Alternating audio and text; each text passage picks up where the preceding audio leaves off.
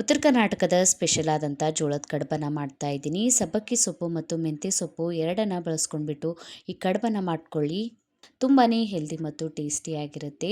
ಮಾಡೋದು ಕೂಡ ತುಂಬ ಸುಲಭ. ಹಾಯ್ ನಮಸ್ಕಾರ ಎಲ್ಲರಿಗೂ, ವೆಲ್ಕಮ್ ಟು ಮೈ ಚಾನಲನ್ನು ಹೊಸದಾಗಿ ನೋಡ್ತಾ ಇದ್ರಿ ಚಾನಲನ್ನು ಸಬ್ಸ್ಕ್ರೈಬ್ ಮಾಡ್ಕೊಳ್ಳಿ, ಬೆಲ್ ಐಕನನ್ನು ಪ್ರೆಸ್ ಮಾಡ್ಕೊಳ್ಳಿ.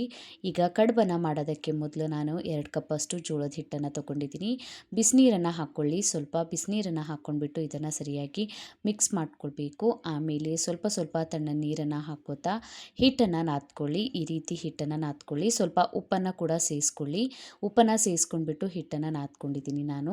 ಈ ಥರ ಈಗ ಮೀಡಿಯಮ್ ಸೈಜ್ನಲ್ಲಿ ಕಡುಬನ್ನು ಮಾಡ್ಕೊತಾ ಇದ್ದೀನಿ. ಬೆರಳನ್ನು ಪ್ರೆಸ್ ಮಾಡ್ಕೊಂಡ್ಬಿಟ್ಟು ಕೂಡ ಕಡುಬನ್ನು ಮಾಡ್ಕೊಳ್ಬೋದು. ನಿಮ್ಗೆ ಇಷ್ಟ ಬಂದಂತೆ ಮಾಡ್ಕೊಳ್ಳಿ.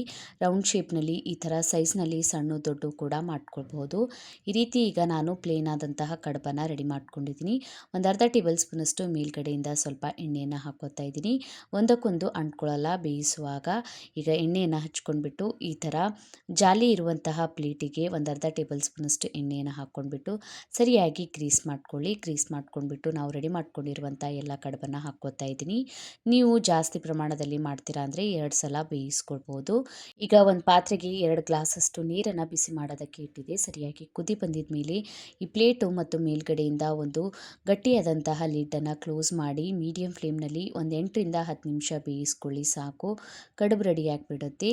ಈಗ ನಾನು ಇನ್ನೊಂದು ಪ್ಯಾನ್ಗೆ ಒಂದು 4 ಟೇಬಲ್ ಸ್ಪೂನಷ್ಟು ಎಣ್ಣೆಯನ್ನು ಹಾಕ್ಕೊಂಡಿದ್ದೀನಿ. ಎಣ್ಣೆ ಬಿಸಿ ಹಾಕಿದ ಮೇಲೆ ಒಂದು ಅರ್ಧ ಟೇಬಲ್ ಸ್ಪೂನಷ್ಟು ಸಾಸಿವೆನ ಹಾಕ್ಕೊಳ್ಳಿ. ಒಂದು ಅರ್ಧ ಟೇಬಲ್ ಸ್ಪೂನಷ್ಟು ಜೀರಿಗೆನ ಹಾಕ್ಕೊಳ್ಳಿ.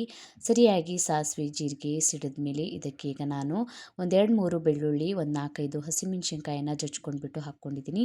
ನೀವು ಹಸಿಮೆಣ್ಸಿನ್ಕಾಯಿ ಪೇಸ್ಟ್ ಕೂಡ ಹಾಕ್ಕೊಳ್ಬೋದು. ಈ ರೀತಿ ಜಜ್ಕೊಂಡ್ಬಿಟ್ಟು ಹಾಕ್ಕೊಳ್ಳಿ, ಟೇಸ್ಟ್ ಚೆನ್ನಾಗಿ ಬರುತ್ತೆ. ಇದಕ್ಕೆ ಈಗ ಒಂದು ಅರ್ಧ ಟೇಬಲ್ ಸ್ಪೂನಷ್ಟು ಅರಿಶಿಣದ ಪುಡಿಯನ್ನು ಹಾಕ್ಕೊಳ್ಳಿ. ಈಗ ಅರ್ಧ ಕಟ್ಟಷ್ಟು ಮೆಂತ್ಯ ಸೊಪ್ಪನ್ನು ಕಟ್ ಮಾಡಿ ಹಾಕ್ಕೊಂಡಿದ್ದೀನಿ ಮತ್ತು ಅರ್ಧ ಕಟ್ಟಷ್ಟು ಸಬ್ಬಕ್ಕಿ ಸೊಪ್ಪನ್ನು ಕಟ್ ಮಾಡಿ ಹಾಕ್ಕೊಂಡಿದ್ದೀನಿ. ಈಗ ಈ ಸೊಪ್ಪನ್ನು ಹಾಕ್ಕೊಂಡ್ಬಿಟ್ಟು ಇದಕ್ಕೆ ಈಗ ರುಚಿಗೆ ತಕ್ಕಷ್ಟು ಉಪ್ಪನ್ನು ಸೇರಿಸ್ಕೊಳ್ಳಿ. ಕಡುಬಲ್ಲಿ ಕೂಡ ಉಪ್ಪನ್ನು ಹಾಕ್ಕೊಂಡಿದ್ದೀವಿ.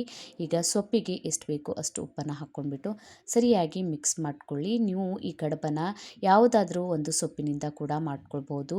ಆ ರೀತಿ ಕೂಡ ತುಂಬ ಟೇಸ್ಟಿಯಾಗಿರುತ್ತೆ. ಈಗ ಸೊಪ್ಪನ್ನು ಸರಿಯಾಗಿ ಮಿಕ್ಸ್ ಮಾಡ್ಕೊಂಡ್ಬಿಟ್ಟು ನಾವು ಇದನ್ನು ಮೇಲ್ಗಡೆ ಒಂದು ಲಿಡ್ಡನ್ನು ಕ್ಲೋಸ್ ಮಾಡಿ ಮೀಡಿಯಂ ಫ್ಲೇಮ್ನಲ್ಲಿ ಬೇಯೋದಕ್ಕೆ ಬಿಡಬೇಕು. ನಡ್ಬರ್ಕ್ ಬೇಕಾದರೆ ನೀವು ಇದನ್ನು ಮಿಕ್ಸ್ ಮಾಡ್ಕೊಳ್ಳಿ. ಇದರೊಳಗೆ ನೀರನ್ನು ಸೇರಿಸ್ಕೊಳ್ಬೇಡಿ. ಸೊಪ್ಪಿನಲ್ಲಿರುವಂತಹ ನೀರಿನಿಂದಲೇ ಬೇಯಬೇಕು. ಈಗ ಸರಿಯಾಗಿ ಸೊಪ್ಪು ಬೆಂದಿದೆ. ಇದಕ್ಕೆ ಈಗ ನಾವು ರೆಡಿ ಮಾಡ್ಕೊಂಡಿರುವಂತಹ ಕಡುಬನ್ನು ಹಾಕ್ಕೊಳ್ಬೇಕು. ಎಲ್ಲ ಕಡುಬನ್ನು ಹಾಕ್ಕೊಂಡ್ಬಿಟ್ಟು ಇದನ್ನು ಸರಿಯಾಗಿ ಈ ರೀತಿ ಮಿಕ್ಸ್ ಮಾಡ್ಕೊತಾ ಇದ್ದೀನಿ. ಈಗ ಈ ರೀತಿ ಮಿಕ್ಸ್ ಮಾಡ್ಕೊಂಡ್ಬಿಟ್ಟು ಗ್ಯಾಸ್ ಫ್ಲೇಮನ್ನು ಆಫ್ ಮಾಡ್ಕೊಳ್ಳಿ. ಸಾಕು, ಕಡುಬು ರೆಡಿ ಆಯಿತು. ಟೇಸ್ಟಿಯಾದಂತಹ ಈ ಕಡುಬನ್ನು ಈ ವಿಧಾನದಲ್ಲಿ ಮಾಡ್ಕೊಳ್ಳಿ. ತುಂಬಾ ಟೇಸ್ಟಿಯಾಗಿರುತ್ತೆ. ಟ್ರೈ ಮಾಡಿ ನೋಡಿ, ಕಮೆಂಟ್ ಒಳಗೆ ತಿಳಿಸಿ ವಿಡಿಯೋ ಹೇಗೆ ಅನ್ನಿಸ್ತಂತ.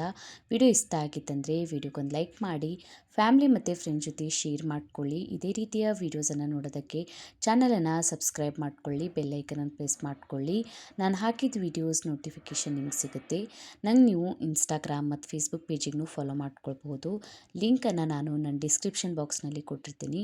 Thank you for watching.